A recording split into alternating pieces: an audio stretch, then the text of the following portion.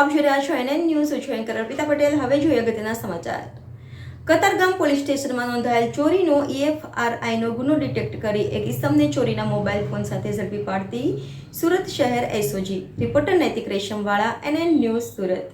દર્શક મિત્રો, તમારી આસપાસ બની રહેલી નવી ઘટનાઓ વિશે જાણવા માટે NN ન્યૂઝને લાઇક કરો, શેર કરો, સબસ્ક્રાઇબ કરો અને બેલ આઇકન પ્રેસ કરો, જેથી આપને નોટિફિકેશન્સ મળતી રહે.